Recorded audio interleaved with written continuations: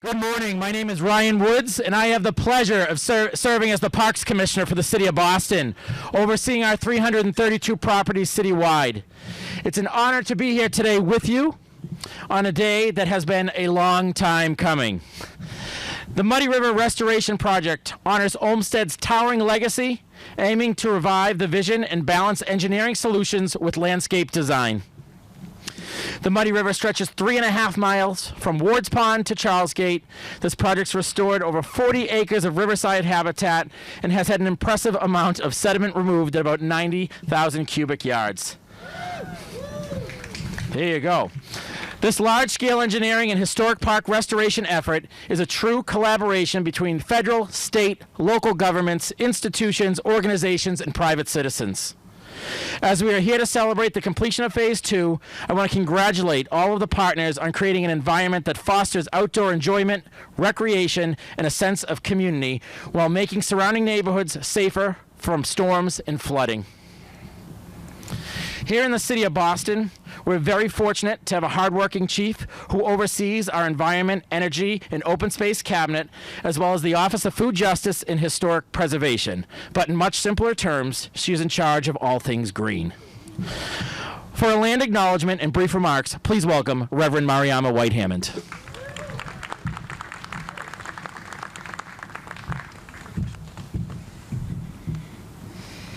Just want to take this opportunity to thank the hardest working Parks Commissioner, I would say in the entire country, Ryan Woods.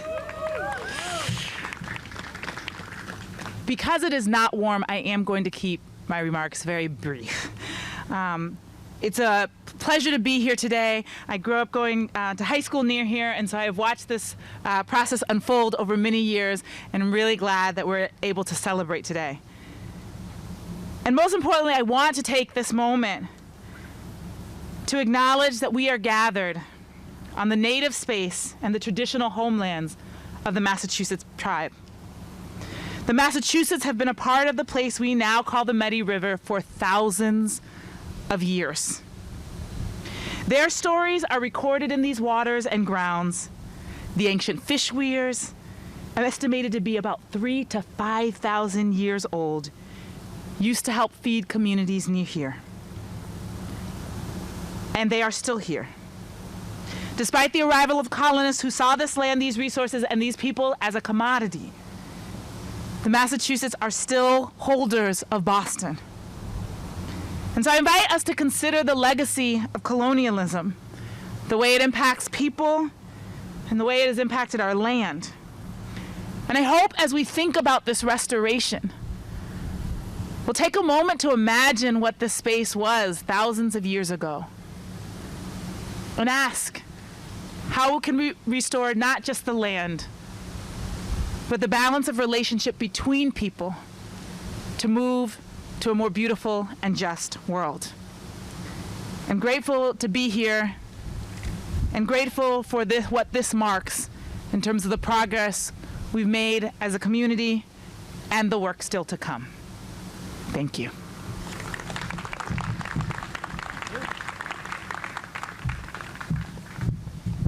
Everyone knows the Reverend is a preacher, so we are very appreciative. That is the shortest I have seen it, so thank you very much, Reverend. I also want to thank President Beth Ross and Emmanuel's here. They provided some hot coffee and goodies back there, so if you're cold, but thanks, Emmanuel, for being a great partner and providing that for us today. And if you haven't gotten a program, they're on our makeshift milk crates over there with a nice drapery, so please make sure you get a program. The Army Corps of Engineers are our federal partners in this project. The Army Corps staff are the primary engineers of the project, and they oversee the dredging work undertaken by the contractor charter. We are thrilled to have the Colonel with us today. Colonel Justin Pabis assumed command on the New England District U.S. Army Corps of Engineers on July 28, 2023. A native of Wilbraham, Massachusetts, Colonel Pabis graduated from the United States Military Academy in 2000 and was commissioned as a second lieutenant in the U.S. Army Corps of Engineers. Please join me in welcoming Colonel Justin Pabis.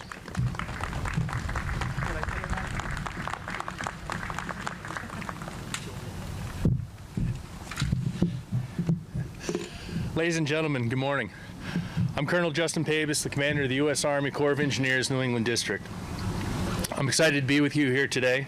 to celebrate the completion of Phase 2 of the Muddy River Flood Risk Management Project.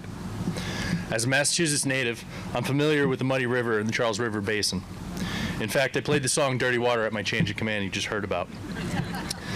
I did this because it's an iconic Boston song.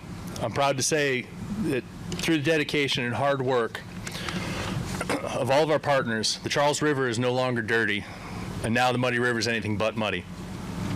This project came about in response to an October 1996 flood that caused severe flooding along the Muddy River and several other tributary areas.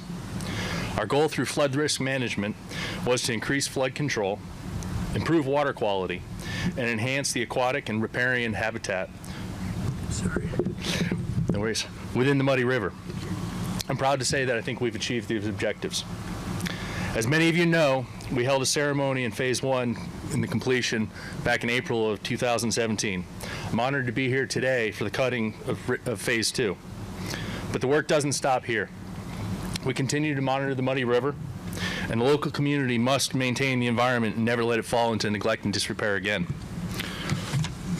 This phase of the project is in the footprint generally located between Leverett Pond and Boylston Street in Boston and Brookline. We dredged about 8 feet of sediment for flow conveyance in the Back Bay Fens and 5 areas of restriction to flow in the riverway section of the Muddy River. We also excavated the sandbar island at Leverett Pond and removed invasive reed grasses and wetlands and riparian areas that were affecting the flow conveyance. After we removed all the river sediment and the invasive species, we planted emergent wetland vegetation, trees, and shrubs to restore the riparian ecosystem in the project's upland areas. I'd like to say a thank you to the City of Boston and the Town of Brookline, the Department of Conservation and Recreation, and the Massachusetts Executive Office of Energy and Environmental Affairs for being such great partners with us.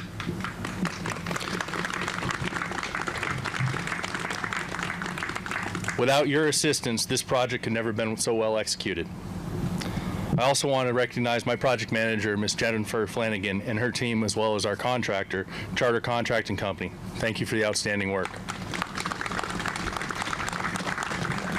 And now, hopefully, the only time we hear about dirty water in the Fens in the same conversations when we talk about the Dropkick Murphys covering dirty water on St. Patty's Day in Fenway. Thank you.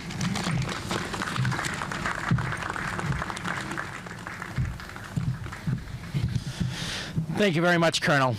This project would not have been possible without the support and advocacy of our elected officials. Joining us today, we have Rep. Tommy Vitolo, Rep. Jay Livingstone, and Rep. Danny Ryan. I want to thank you all for your steadfast leadership and your support of this crucial project. The Executive Office of Energy and Environmental Affairs has played a critical role in creating the MMOC, or the MOC, as the Citizen Oversight Committee and establishing the structure of the project's cabinet. Its primary role is to ensure the cabinet functions as designed and meets its obligations. We are very fortunate in the Commonwealth to have a secretary with a vast background of environmental policy, planning, regulatory, and permitting work. Please join me in welcoming the Secretary of Energy and Environmental Affairs for the Commonwealth, Secretary Rebecca Tepper.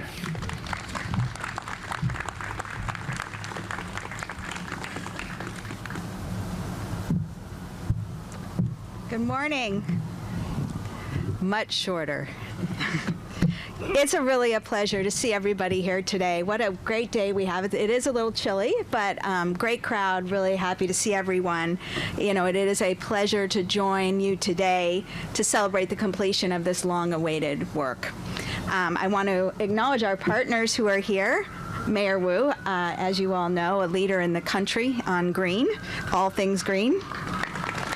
And Reverend Marianne White-Hammond and Commissioner Wyan Woods. Colonel Pabis, thank you again also to the Army Corps and Eric Shute, the town of Brookline. And with me here today is Commissioner Arrigo, who you will hear from soon, and the Undersecretary of Energy, Stephanie Cooper, and Patricia Kirsch from DCR, and Kurt Gardner from my team, the Assistant Secretary of Environmental Policy, and Sean Grant.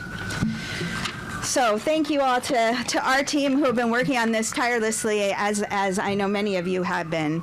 So this Muddy River Improvement Project is a tremendous example of how we can increase resiliency and mitigate the effects of climate change like flooding. We have seen more frequent swings in weather, as we all know from what happened this summer. And it looks different across the region.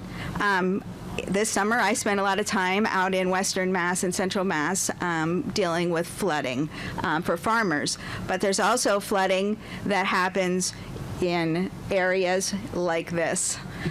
So in Boston, we're dealing also with extreme heat and with poor air quality and stormwater and coastal flooding. And we are all acting now with the leadership of our mayor, and that's exactly what you have done here. As you know, the Muddy River reached its limit to serve effective flood protection for the neighborhoods it runs through. So much that in 1996, flooding forced the MBTA to shut down the Green Line for a week. It caused nearly $70 million of damage to the Fenway neighborhood. Since that event, these groups here today have partnered with advocacy groups to plan, design, and construct a solution to the river's flooding. The state has invested over $25 million to improve water quality, enhance aquatic habitat, restore historical landscapes, and provide flood control for future generations. This project demonstrates what we can accomplish when the public and the private sector come together and work as a team. Governor Healy always says that the climate crisis is our greatest threat, but it's also our greatest opportunity. And this was an opportunity to establish a resilient and healthy infrastructure to improve public safety. And we're eager to tackle more projects like this. None of this would have been possible without the voices of the Maintenance and Management Oversight Committee, which has held us all accountable to getting us across this finish line. So thank you very much, and thank you to the City of Boston, the Army Corps, and the Town of Brookline for all the work in making today possible. Thank you.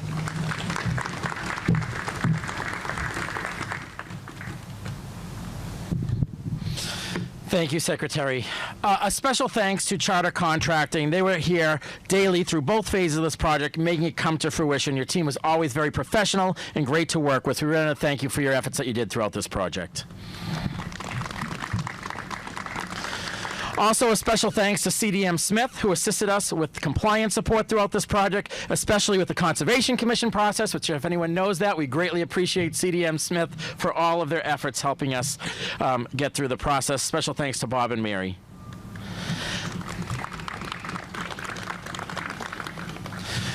I'm very fortunate to have a partner in parks work with the DCR Commissioner.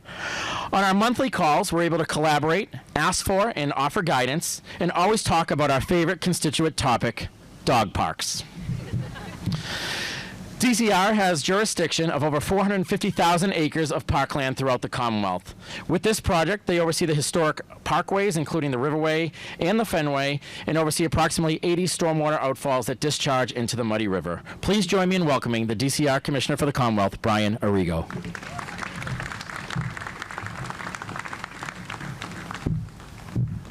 Thank you, Commissioner Woods. Good morning, everyone. And I'm so happy to be here representing DCR as we celebrate the completion of this monumental project that will go a long way towards protecting our community, our infrastructure, and our natural and cultural resources, including the beautiful emerald necklace from extreme weather.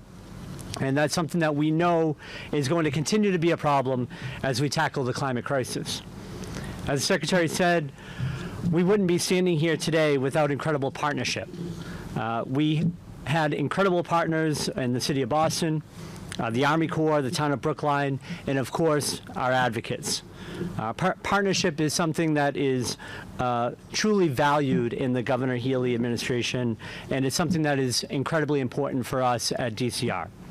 As Ryan said, we're the steward of nearly 500,000 acres of land across Massachusetts, and we take pride in our ability to preserve, protect, and enhance our natural, cultural, and recreational resources.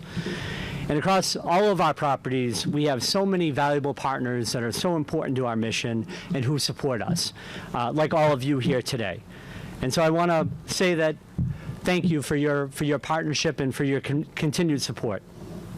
And I say this a lot about the work that we do at DCR, but we truly are in the middle of economic opportunity, equity, public health, and the climate crisis. And by focusing our work around these 4 pillars, we have a tremendous opportunity to improve the quality of life of every resident in the Commonwealth. And this project is a perfect example of just that. By everybody coming together, federal, state, local government, with community advocates and organizations, investing millions of public dollars and resources to build a project that honors the legacy of Frederick Law Olmsted. Most of you here today know that Olmsted designed the country's first public park system, and he put nearly 2 decades into the Emerald Necklace. And while the climate crisis is one of our biggest threats that we face today, Olmsted was designing his projects to confront climate crisis 150 years ago. He designed with nature to address flood control, promote public health, and social justice. He believed that parks could serve as places for people from all backgrounds to come together in nature. And I know that's a philosophy that all of us here today share. Today also marks the beginning of a new, more resilient landscape for all who seek an oasis in the city, as Olmsted meant the Emerald Necklace to be. Former EEA Secretary Bob Duran once said that when it came to our investment in the Emerald Necklace in the Muddy River, the Emerald Necklace system is part of the Commonwealth's cultural landscape legacy shaped by Olmsted's environmental and social ethic. And it is both our duty and our privilege to preserve the legacy for generations to come. As Commissioner of the DCR, I couldn't agree with that more. I'm proud of the work that we've done on this project. I'm proud of the partnership that we all have here today, and we truly appreciate all the tremendous work that's been done. Thank you.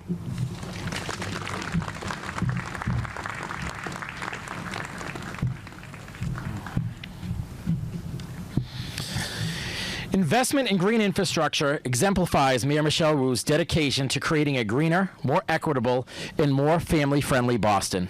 In addition to all the details that we've heard about from this project, the mayor knows the importance of activating areas in our open space network.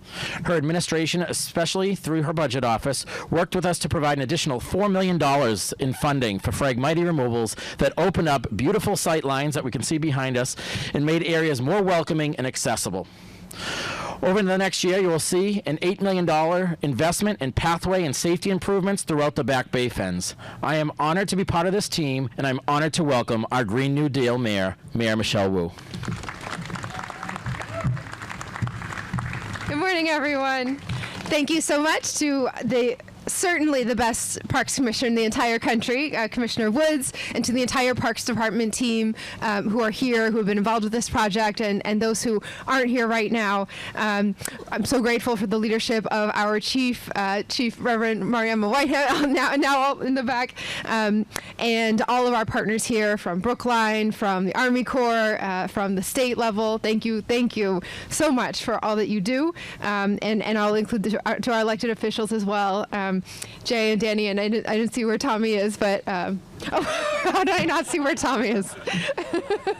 Thank you for your leadership and advocacy for us on an ongoing basis. The MMOC and all of the advocates here, I will say just the embodiment of what you all represent. The very first thing that someone said to me when I arrived was, "What about the duckhouse next?" So we're on to the next project already. We're with you all.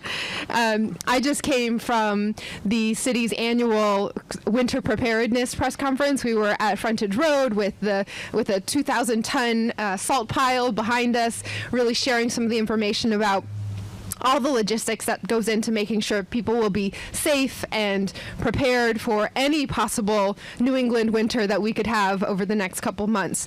And I was thinking as I came over here that, in fact, we're talking about the same thing here today. We're used to understanding that preparedness and living with the weather conditions and climate conditions are about these public works operations, putting salt to manage the snow and clearing out and shoveling and, you know, I don't even bring up space savers and all of that in Boston. But in fact, the type of infrastructure work that this project now represents is just as important as that gigantic salt pile to people's day-to-day safety, wellness, health, and well-being. And it is also incredibly beautiful at the same time. And so the more that we can work together and keep up the momentum on this kind of collaboration for our nature-based infrastructure, for resilience in every way, we look forward to ensuring that Boston and this entire region continues to be a model for that. And just a little bit in terms of Boston's role in the project, our Parks and Recreation Department, again with the leadership that I'm very proud to work alongside every day, continues to work to reduce and manage the invasive species in and around the river. The commissioner tells me that we have invested that significant amount into making sure that the Phragmites, the invasive reed species that has been impacting our biodiversity, has been and will continue to be managed and removed so that we ensure this is a healthy space for all of the animal species as well. This encourages all the native species to thrive and makes the river and surrounding parkland more resilient to everything from droughts, excessive rains, and urban stressors. As you heard earlier as well, Phase 2 also involved dredging the bottom of the river, and this is where we really see the ability now to make the most use of this Mother Nature's infrastructure. When the rains, as the rains and storms become more intense, we need places to hold that water and divert it from the stormwater management systems that we're looking to improve and continue to invest in. But there's no better way to manage stormwater than to make sure it never gets into the pipe system to begin with, because it's held by natural catchment areas. So instead of threatening nearby communities with floodwaters, this river is helping to knit communities together. These communities are just about as diverse as you know, we love to celebrate in Boston. Students who are getting to class, community members who are taking a walk after visiting our museums as they're coming from all over the world, or residents from every walk of life who are just taking a breath and enjoying the beauty of having this scenery here in the midst of our urban environment. The Muddy River and the parks that we are so blessed to have around it will create so many opportunities for joy, community, and connection, and I'm really grateful that we can now take this model, keep going right here, and also apply it all across the city. Thank you so much.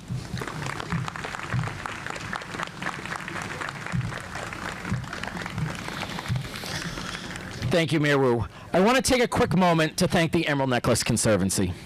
The ENC has been a tremendous supporter of this project. They were founded in 1997, between the floods of 96 and 98, with the immense support of former Parks Commissioner Justine Miliff and former Governor Michael Dukakis. For 3 decades, the ENC has helped protect, restore, and maintain the Emerald Necklace Parks designed by Olmsted. They advocate for the maintenance of the entire Emerald Necklace and partner with Boston, Brookline, and DCR on projects. Karen and her team are always willing to step up and support the non-federal partners and often fill the voids. In addition to advocacy and regular participation in the MMOC, they have also helped with wayfinding and additional project signage. They help us by using their water truck to help newly planted trees in Phase 1, and that's just to name a couple things that they jumped right in on. On behalf of the sponsors, we want to thank you for your collaboration and support.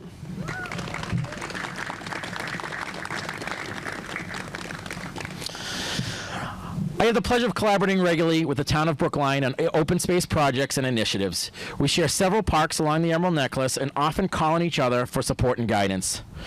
Brookline's Department of Public Works oversees the parts of the project that fall within the town limits.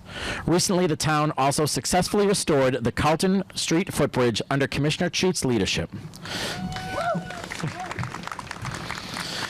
She has over 25 years of public works, parks, and conservation work. She started when she was 15 years old to do that for us.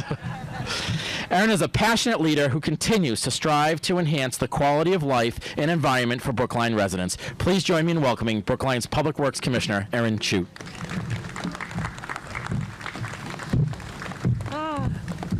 Thank you, Commissioner Woods. Good morning. My name is Erin Chute. I'm the Commissioner of Public Works in Brookline. On behalf of the Town Administrator, Chaz Carey, and the Brookline Select Board with Member John Van Scoyac in attendance, I am so proud to celebrate the completion of Phase 2 of the Muddy River Flood Control Project and thank the many champions I've met along the way that never gave up on this legacy project. Today marks a significant milestone in our collective efforts of ensuring the safety and resilience of the city and town.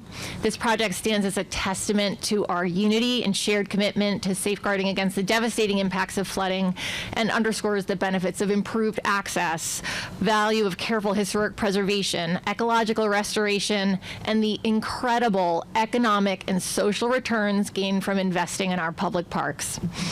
As we witness the fruits of our labor materialize in the form of enhanced flood control along the Muddy River, we're not just building infrastructure, we're fortifying the very foundation of the city and town's future. This initiative not only protects businesses, universities, hospitals, public transit, and cherished landmarks, but also safeguards the well-being and livelihoods of our residents. We commend the tireless efforts of all involved, from the legislators to the diligent engineers, planners, and contractors, to our dedicated community members and staff, with special recognition to Tom Brady, not that Tom Brady, but our Tom Brady, the town's project liaison for the last 20 years, who has been a source of project clarity and continuity. Together, we have laid the groundwork for a more resilient, safer, and thriving community. As we celebrate the milestone, let us remain vigilant and continue to prioritize the initiatives that ensure the long-term sustainability, improved maintenance, and continued restoration of the Emerald Necklace. There remains much work to do. Thank you again to everyone who's played a role in making this vision a reality. Together we are stronger, and together we will continue to build a vibrant, more resilient city and town for generations to come. Thank you.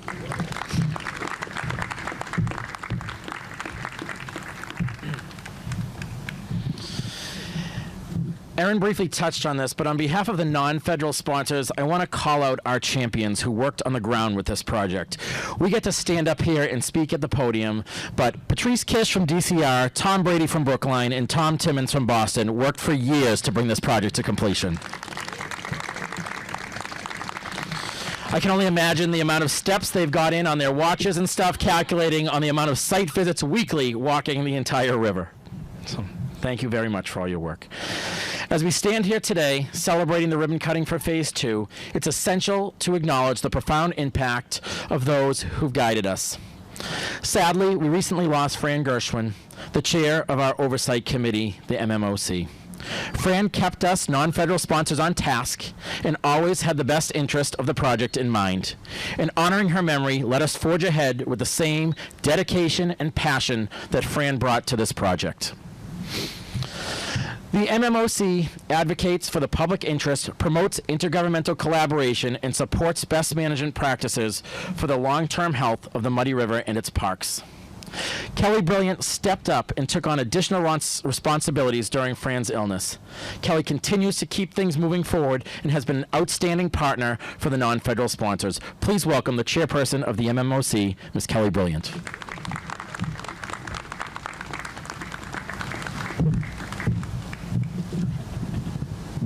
Hello, everyone.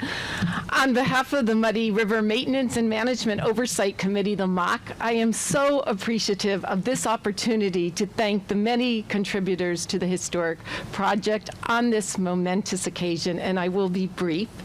The MOC would like to express our thank you to each of the speakers we have just heard from, and to give a special thank you to the U.S. Army Corps of Engineers, Mayor Michelle Wu from City of Boston, Chief of Planning and Engineering, Department of Conservation and Recreation, Patrice Kish, Boston Commissioner of Parks and Recreation, Ryan Woods, and his right-hand man, Tom Timmons, Special Project Manager, Commissioner for the Town of Brookline Public Works, Aaron Shute, and the Conservation Administrator, Tree Warden, and Town Arborist, Tom Brady, and Director of Parks and Open Space, Alexandra Vecchio.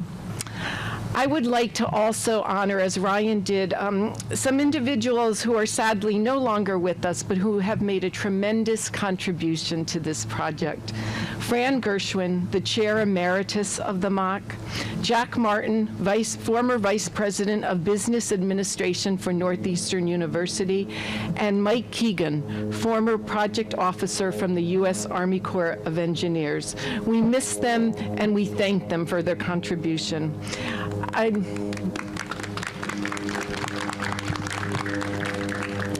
I'd also like to thank someone who is with us, Betsy Shore-Gross, who was the former Director of Public and Private Partnerships for the Commonwealth of Massachusetts. Betsy says hello to everyone and wishes she could be with us. She now resides in California, but she is definitely with us in spirit today.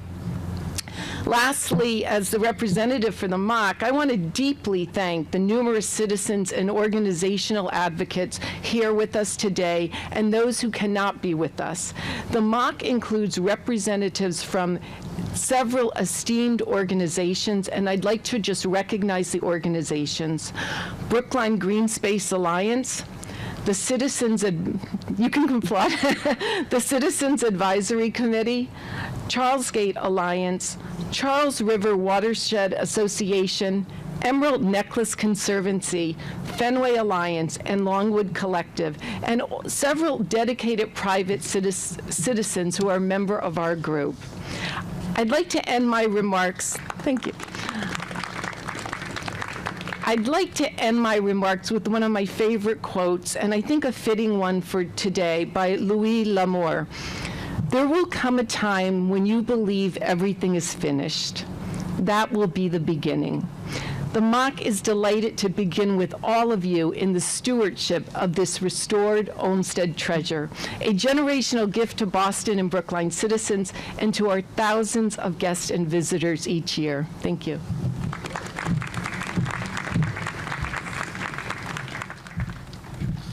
We have made it through our program, and now the moment we've all been waiting for. We have a nice, shimmering, long green ribbon to my right, your left. So at this time, we'd like to ask our federal and non-federal partners, the Emerald Necklace Conservancy, our elected officials, reps from Charter and CDM Smith, and anyone who is involved with this project, please join us for the ribbon cutting.